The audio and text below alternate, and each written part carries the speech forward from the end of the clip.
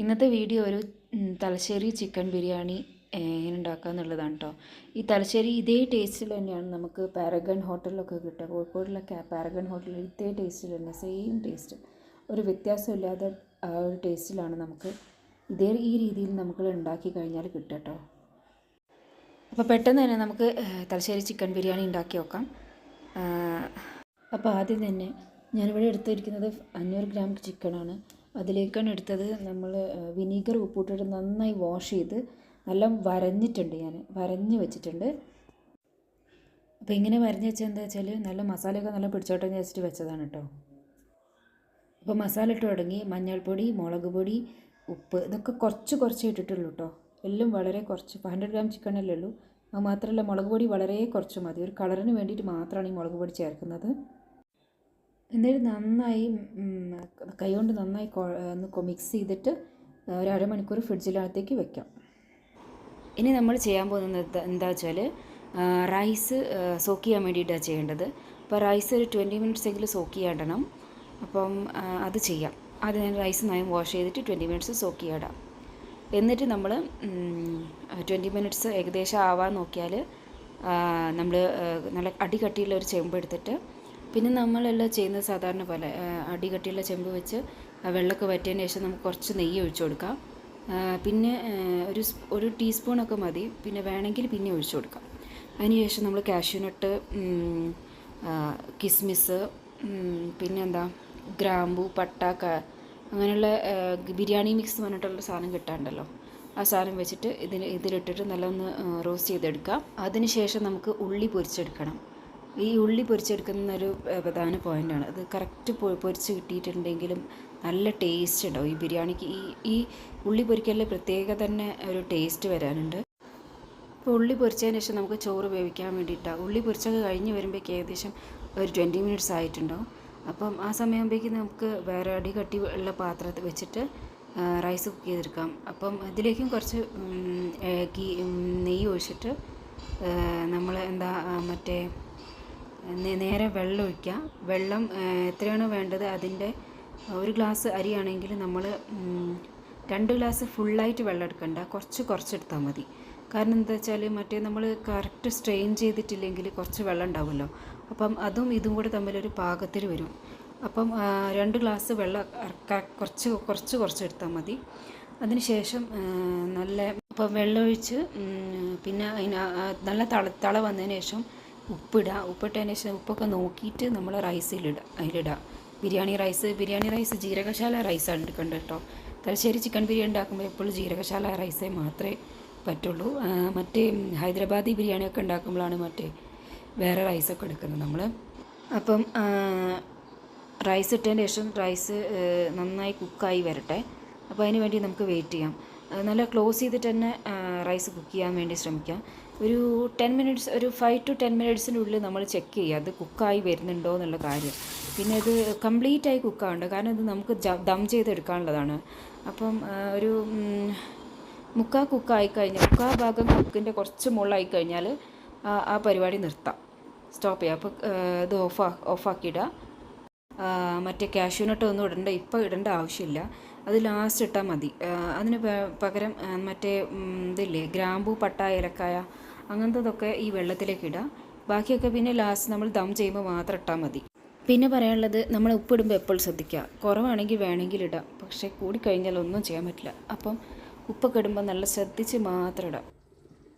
നമ്മൾ റൈസൊക്കെ നല്ല കുക്ക് ചെയ്യാൻ വേണ്ടി വെയിറ്റ് ചെയ്യാം കേട്ടോ. അപ്പം നോക്കാം.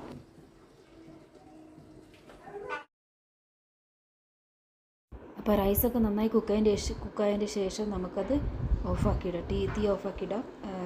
അതിന് ശേഷം നമുക്ക് ഒന്നെങ്കിൽ ഇതിന് പാരലായിട്ട് തന്നെ നമുക്ക് ചിക്കൻ്റെ ആ മിക്സും റെഡിയാക്കി എടുക്കാം. ദം ചെയ്യാൻ നമ്മൾ ഉപയോഗിക്കുന്നില്ലേ ആ സമയത്ത് വേണ്ട ആ ചിക്കൻ.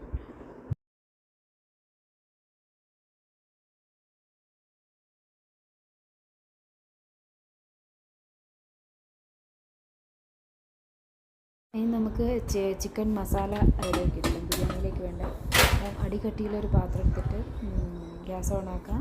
അതിലേക്ക് നമുക്ക് വെളിച്ചെണ്ണ ഒഴിക്കാം, അല്ലെങ്കിൽ നെയ്യ് ഒഴിക്കാം.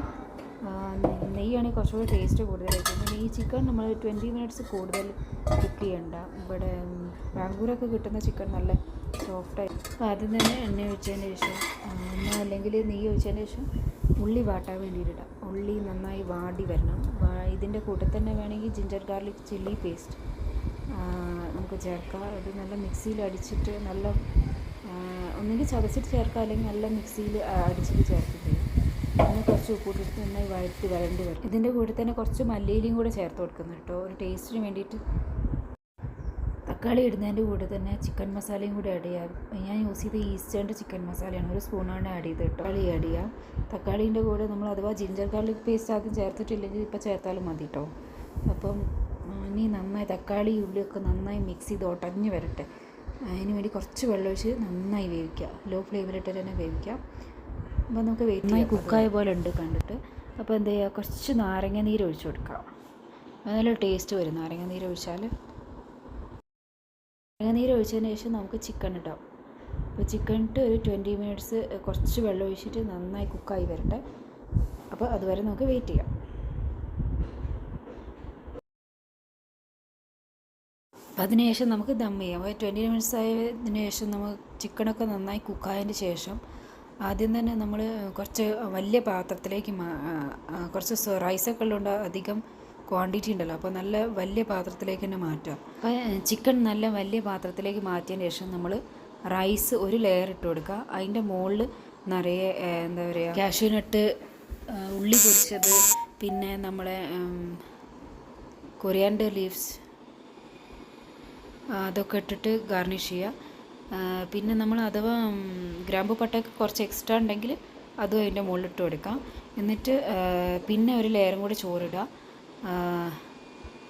അങ്ങനെ നമ്മൾ പാത്രം ഫില്ലാവുന്ന അല്ലെങ്കിൽ ചോറ് തീരുന്നവരെ അത് കണ്ടിന്യൂ ചെയ്ത് കൊടുക്കുക. കുറച്ച് അധികം ഒരുപാട് കട്ടിയിലിടണ്ട ചോറിടുമ്പോൾ, എന്നാൽ മാത്രമേ നമ്മൾ എന്താ പറയുക ഒരു ഫ്ലേവറൊക്കെ വരുള്ളൂ കാഷ്യൂനട്ടൊക്കെ ഇടുമ്പോൾ.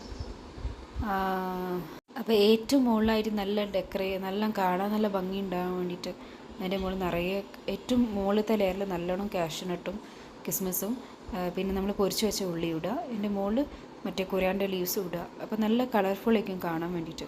ഇന്ന് നമ്മൾ ലോ ഫ്ലെയിമിലിട്ടിട്ട് ഒരു 5 മിനിറ്റ്സ് വേവിക്കുക, വെരി ലോ ഫ്ലെയിമിലിട്ടിട്ട്. എന്നിട്ട് ക്ലോസ് ചെയ്തിടുക. നമ്മുടെ ഗ്യാസ് സ്റ്റവ് ക്ലോസ് ചെയ്യുക. അപ്പോൾ നമ്മളെ ബിരിയാണി റെഡി ആയിട്ടുണ്ട് കേട്ടോ. പൊട്ടിക്കുമ്പോൾ തന്നെ തുറക്കുമ്പോൾ തന്നെ നമുക്ക് ഇതൊരു മണം വരാനുണ്ട്. ഇതാണ് കേട്ടോ അതിൻ്റെ ഫോട്ടോ ഇമേജ് എടുത്തത്. നല്ല രസമല്ലേ കാണാൻ വേണ്ടിയിട്ട്. എന്നിട്ട് നമ്മൾ സെർവ് ചെയ്യുമ്പം തലശ്ശേരി ബിരിയാണി സെർവ് ചെയ്യുമ്പം ഒരു ചെറിയൊരു പാത്രത്തിലാണ് സെർവ് ചെയ്യുക. എന്നിട്ട് നേരെ കൊണ്ടുപോയി തട്ടുക ചെയ്യുക. നമ്മൾ ബിരിയാണി മറ്റേ കല്യാണത്തിനൊക്കെ പോയി കഴിഞ്ഞാൽ. അപ്പം അങ്ങനെ. അപ്പോൾ ഈ ചാനൽ കാണുന്ന എല്ലാവരും ഈ ബിരിയാണി ഉണ്ടാക്കി നോക്കുക. അപ്പോൾ സബ്സ്ക്രൈബ് ചെയ്യാതെ ആരെങ്കിലും കാണുന്നുണ്ടെങ്കിൽ ഒന്ന് സബ്സ്ക്രൈബ് ചെയ്യണേ. അപ്പോൾ thanks for watching. See you in the next video. By.